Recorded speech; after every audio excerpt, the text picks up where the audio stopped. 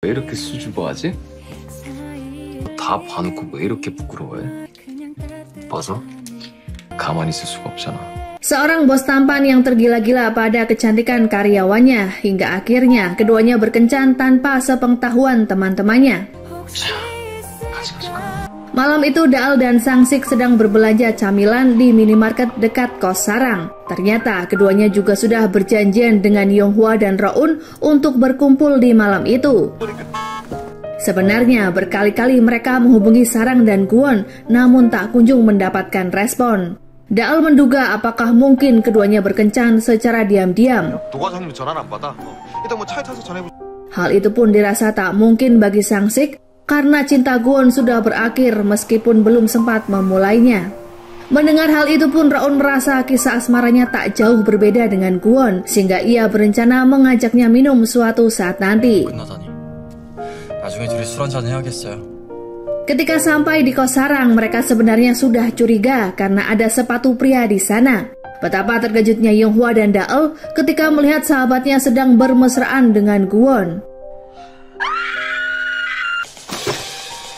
Kwon dan Sarang pucat pasi karena terpergok oleh teman-temannya. Keduanya pun bagaikan diinterogasi mengapa selama ini menyembunyikan hubungan jika sudah resmi berpacaran. Melihat ekspresi Sarang yang bersalah dan berkali-kali meminta maaf, Roun berkata jika seharusnya mereka memberi selamat pada pasangan baru, bukannya dimarahi.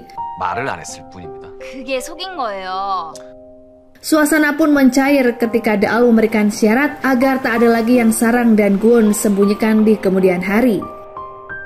Karena tak ingin berbohong, malam itu juga Kwon mengaku jika ia sebenarnya adalah putra komisaris Group King.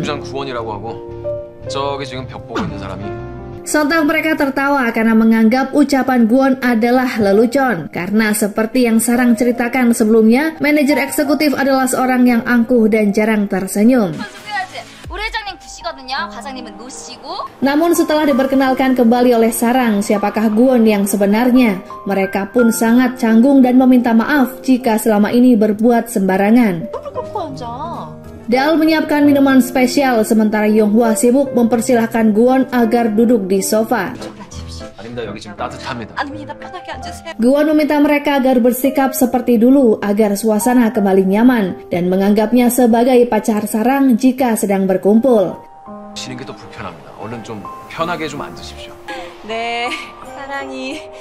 Daal memarahi Sang-sik karena dengan teganya ia merahasiakan identitas Kwon padahal ia sudah menganggap Sang-sik seperti keluarga. Sang-sik mengaku jika ia terpaksa berbohong karena menuruti perintah Kwon. Acara minum pun urung dilakukan karena Kwon berpamitan. Ia kemudian menemui Sang-sik yang bersedih karena merasa dikelabui oleh Kwon perihal hubungannya dengan Sarang. Ia menganggap gagal menjadi pria yang sejati karena Kwon yang dikenal anti wanita justru lebih dulu mendapatkan kekasih. Sebenarnya Daal dan Yonghwa masih ragu apakah Kwon benar-benar tak memandang perbedaan kasta sosial dengan Sarang ataupun mereka. Daal khawatir jika Sarang terlalu cepat mengambil keputusan untuk menerima cinta atasannya. Sarang meyakinkan temannya jika Kwon kini sudah berubah dan selalu ada di setiap kali Sarang merasa kecewa dan gelisah. Keesokan harinya di Hotel King, Sang-sik memuji usaha Kwon yang berhasil mensukseskan acara pesta kemarin. Ia yakin masa kejayaan Kwon akan segera tiba, karena dipastikan ia akan menjadi direktur utama. Kwon hanya perlu menguasai beberapa anak perusahaan Group King dimulai dari hotelnya. Tak lupa Sang-sik membacakan berita utama di internet yang merilis tentang kepopuleran Hotel King sebagai hotel terbaik di Korea setelah Kwon memberikan pujian dan apresiasi pada pegawai selama 100 tahun ini. Sedikit Sang-sik menyombongkan diri jika semua itu tak lepas dari perannya sebagai perwakilan hotel yang menyambut tamu undangan. Di ruangan berbeda, beberapa direksi yang sebelumnya meremehkan Kwon kini berbalik memujinya. Mengingat acara perayaan yang berjalan sukses karena ada beberapa hotel di belahan dunia yang meminta dikirimkan video acara tersebut. Perayaan itu dianggap sebagai bentuk promosi yang luar biasa karena setelahnya banyak media yang ingin meliput. Mendengar pujian terhadap Gwon sontak membuat telinga Nyonya Hwaran sangat memerah karena dianggap terlalu berlebihan. Merasa mereka tak bisa dipercaya, Nyonya Hwaran meminta mereka agar tak perlu ikut dalam rapat jika mereka tak berpihak padanya lagi. 우리 항공 유통 호텔의 경영 위기를. Nyonya Hwaran mengingatkan para direksi jika ada masalah yang harus segera diatasi, yakni krisis manajemen yang hampir terjadi pada anak perusahaan.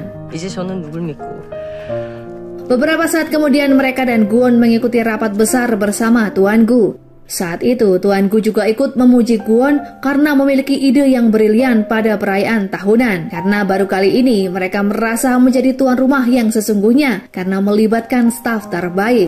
Saat itu ada seorang direksi yang memotong pembicaraan Tuan Gu jika saat ini bukan waktunya untuk bersenang-senang. Masih ada masalah yang lebih penting yang harus mereka bahas mengenai laba dan nilai saham yang secara keseluruhan mulai menurun. 행사는 잘 끝났지만 Saat itu terjadi perbedaan pendapat antara kubu Gwon dan Nyonya Hwaran. Selama ini Gwon menganggap perusahaan terlalu mendesak dan memeras keringat pegawai untuk menimbun uang. 쇼 아닙니까?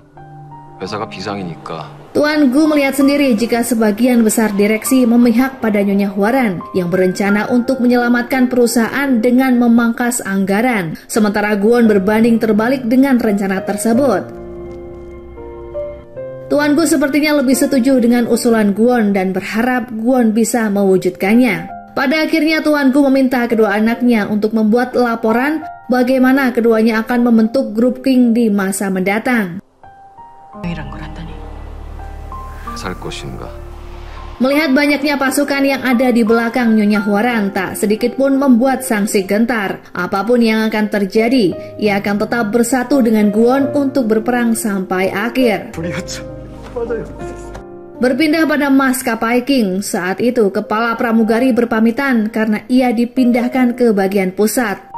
Terlihat pramugari yang baru dipromosikan memberikan kenang-kenangan pada wanita tersebut, namun tidak dengan Hyunghwa yang justru lega karena kini tak ada lagi toksik dalam pekerjaannya. Saat akan pulang, sempat Hyunghwa mendengar pembicaraan kepala pramugari dengan seseorang. Pembicaraan itu berisi jika ia pindah ke pusat karena peringkat penjualan yang meningkat drastis. Hal itu pun membuat Hyunghwa emosi karena sedari awal wanita tersebut memang tak berniat mempromosikannya. Namun satu hal yang lebih membuat Hyunghwa jengkel adalah karena ucapan si wanita yang menyinggung masa lalu Hyunghwa yang ternyata seorang janda. 미안하게 됐다. Seketika Hyunghwa teringat akan kejadian beberapa tahun lalu saat ia melakukan kesalahan besar saat masih memiliki seorang kekasih. Ketika itu Hyunghwa dijanjikan akan segera dinikahi dan diminta untuk mendaftarkan pernikahannya ke kantor catatan sipil. Ia yang sudah yakin akan melakukan resepsi mendadak harus menelan pil pahit karena calon suami mengakhiri hubungan secara sepihak. Namun karena sudah terlanjur mendaftar pernikahan, tak semudah itu Hyunghwa membatalkannya, sehingga statusnya bisa kembali lajang jika ia menjalani proses perceraian. Daal dan Sarang saat itu menjadi saksi betapa bodohnya Hyunghwa saat itu karena belum sempat menikah resmi namun harus menyandang gelar janda. Beberapa hari kemudian Nyonya Hwaran mengundang Tuan Pak, anggota DPR yang sebelumnya gagal memberi acara sambutan. Pria itu merasa diabaikan dan dipermalukan di depan bawahannya sendiri. Saat itu Sarang kebagian tugas melayani jamuan. Karena sejak awal sedang emosi, Tuan Pak menegur Sarang yang menurutnya hanya mondar-mandir tak jelas yang membuatnya pusing. Selain meminta maaf, Sarang beralasan jika yang ia lakukan adalah sesuai SOP karena ada aturan sisi tersendiri dalam menyajikan makanan maupun minuman. Mendengar ucapan Sarang membuat Tuan Pak semakin naik pitam karena merasa diajari oleh staf rendahan. Ia meminta Nyonya Hwaran untuk memecat Sarang dan mengancam tak akan lagi datang ke Hotel King jika ia tak dihormati. Mendengar kericuan itu, Gwon muncul saat Nyonya Hwaran memberi perintah untuk menyingkirkan Sarang saat itu juga. Tuan Pak kemudian pergi dari hotel setelah Gwon memberi tata krama yang baik sebagai seorang pejabat.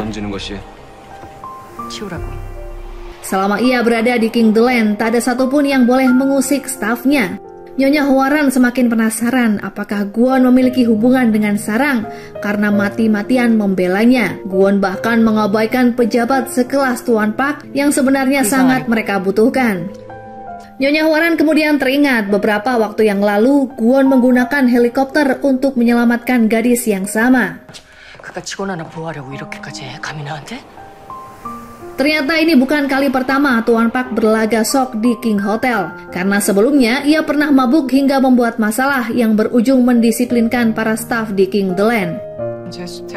괜히 상무님한테 뺨 맞고 애만 대화. Untuk membuang kesialan di malam itu, seorang staf mengajak mereka untuk minum di kedai. Mengira Sarang tak akan diajak, namun ternyata mereka kini sudah bisa menerima keberadaan Sarang sebagai rekan satu tim.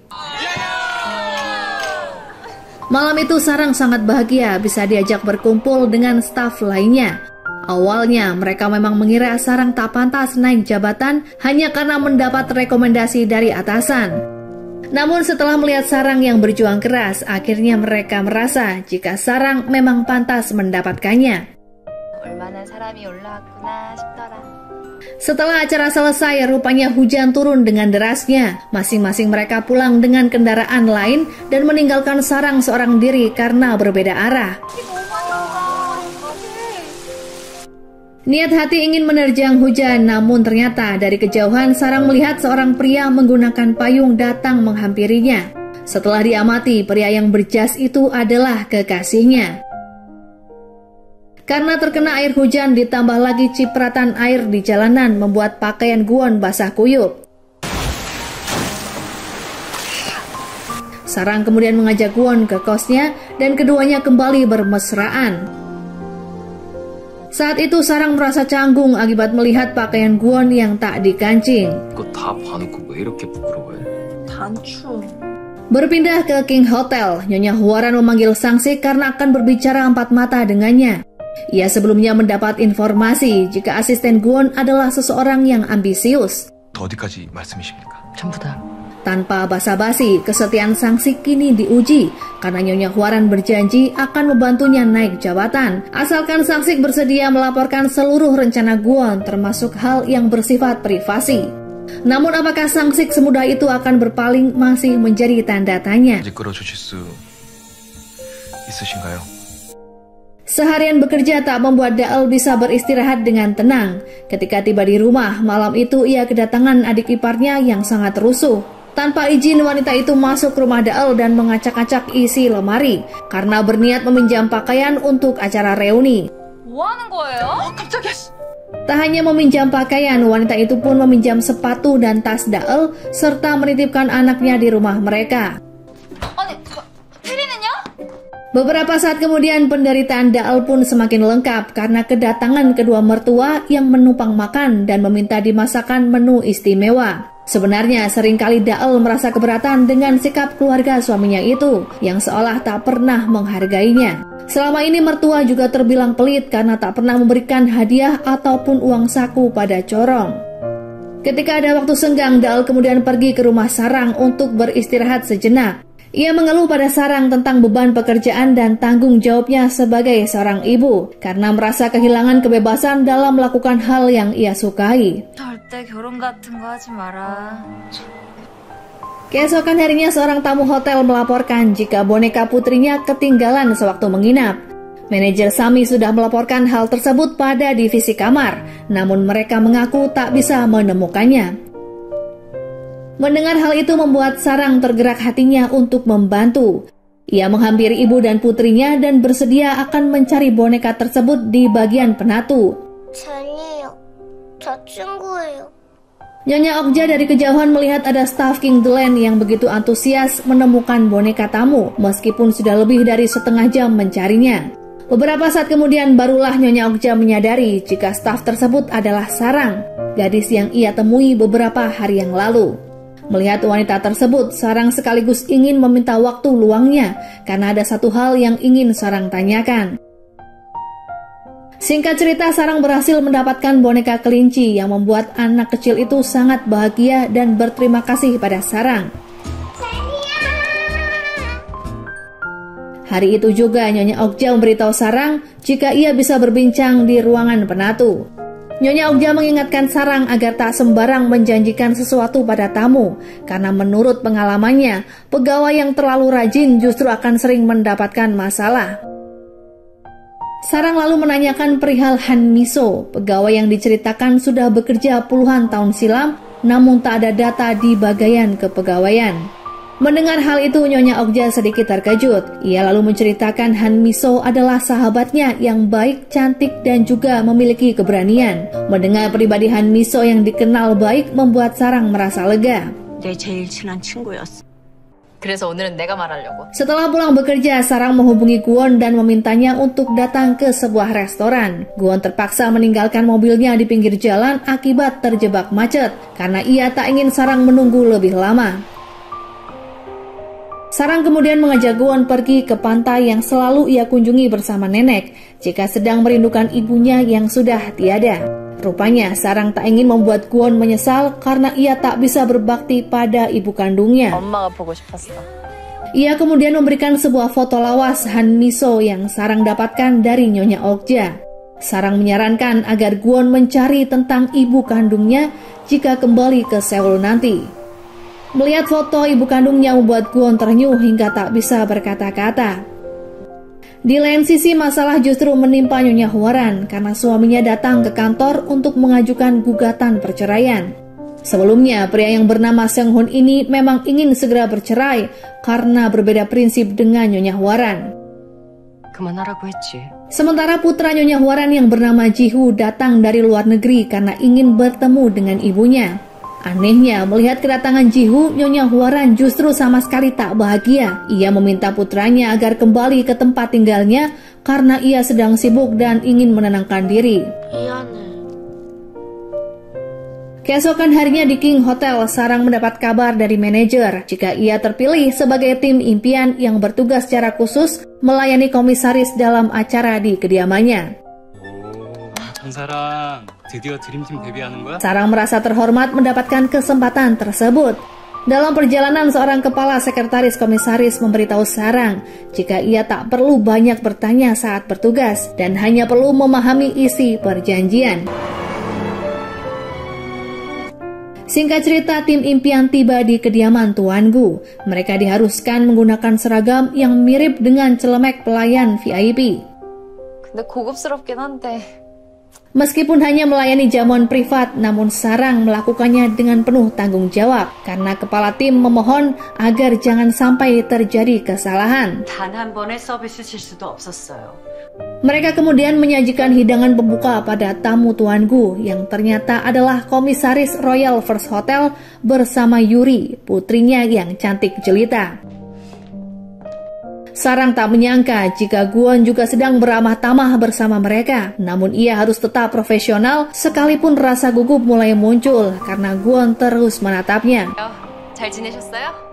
Kwon pun sangat terkejut karena sebelumnya Sarang tak tergabung dalam tim impian. Saat itu tak sengaja Sarang menjatuhkan piring Kwon karena ia mendengar rencana Tuan Gu yang ingin menikahkan Kwon dengan Yuri tahun depan. 올 안에 유리랑 결혼해? Nantikan video selanjutnya ya guys. Buat kalian yang suka, jangan lupa untuk di like, komen, dan subscribe. 가 있어서 당분간 킹더랜드 업무에서